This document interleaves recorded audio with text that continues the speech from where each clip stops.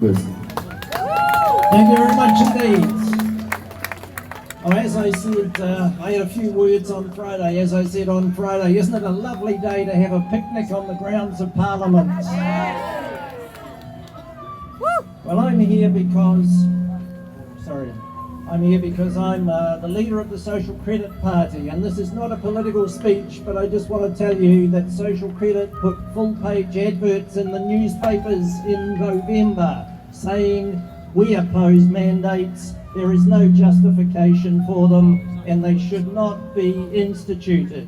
So we've been on this case for a long time. Thank you. And we've done the same protest here that you're doing, way back in 1988. Because social credit's been around for a very long time. Tell it! In 1988, we barricaded ourselves up in the big room up there to protest against another Labour Party broken promise. Labour's rubbish! Stop voting for them! And the same kind of juvenile activity came from the speaker back then. His name was Kerry Burke. And he decided that he would turn off the power in the room up there, so we had no lights at night and we had no way of charging our cell phones, so we couldn't talk to the media. The same kind of juvenile behaviour that's gone on here today with the music and the speakers. Well, we got around that the same way as you've got around that. We found a power point up there that was connected to a different electrical supply. And so we still charged up the cell phones and we still had lights. Nice! So that the establishment juvenile behaviour continues. So I just want to talk to you about this piece of land. This piece of land belongs to all New Zealanders. Tell us! Yes! Amen! Can you tell them to move out now? It doesn't belong to the government. Tell it! Bye! It doesn't belong to the Speaker of the House. It belongs to all New Zealanders. Yes! And you have an absolute right to be on this piece of land. This is New Zealand's marae. Yes! And on the marae, visitors are treated with respect. They are listened to with respect. But our politicians are not treating you with respect. And it's time they did. Commentators have said that you're people with extremist views. Well, some of you may have, but you are still entitled to be here. And so are the doctors who are now unable to practice, who have saved lives over years and years and years, are they people with extremist views? How about the nurses who no longer have a job, who save people in emergency departments? Are they people with extremist views? But many of them have lost their jobs. I was talking to an 84-year-old lady this morning in Wellington who's a friend of mine, and I thought she would not be supportive of your protests, but she is, surprisingly. She's had 2 jabs, and both times she ended up in hospital after them. And she said to me this morning, no way I'm having a booster. No way I'm having a booster. She's a traditional Labour Party voter, voted Labour all her life. No more. No more. So let's just talk about one or two of these politicians who've refused to come and talk to you. The new leader of the National Party, Mr. Christopher Luxon, who's a committed Christian.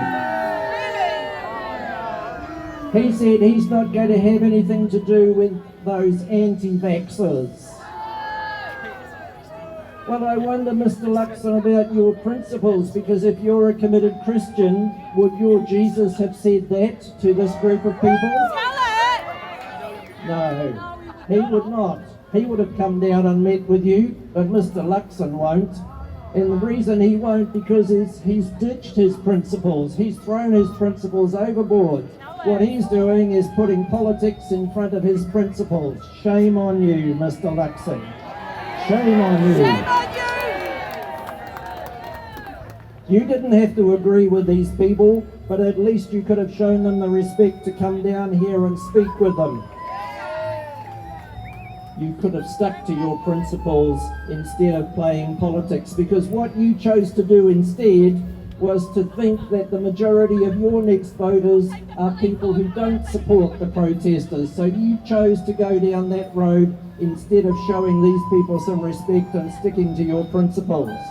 Well, if that's the kind of politician you are, then I, for one, don't want you as the Prime Minister of New Zealand.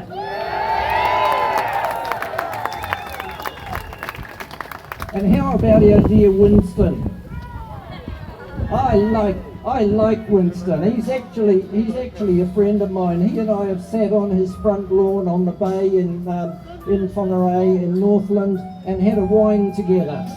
But Winston, the other day you said that you thought it was time the mandates went. Great. You didn't say anything about supporting the people here who are actually doing the business. And you said, oh look, I might come down to Wellington next week if they're still there. All the time hoping that they wouldn't be, so you didn't have to come to Wellington. Well, Winston, you're a bit late joining the game. You're a bit late joining the game. Because you see, I had to pay to get myself down here, where you as an ex-politician could jump on a plane and not have to pay to get down here.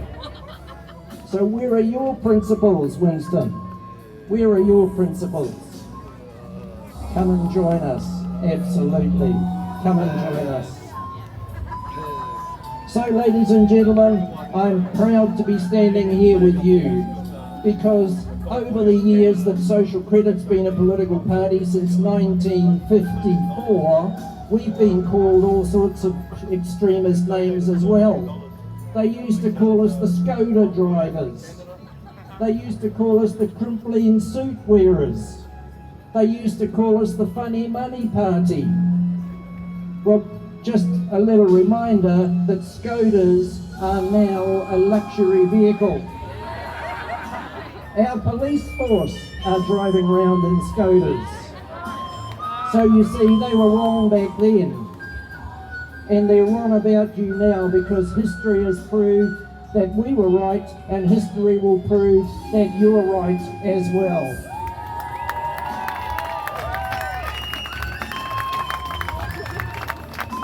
So keep it peaceful, support each other, stay strong, kia kaha.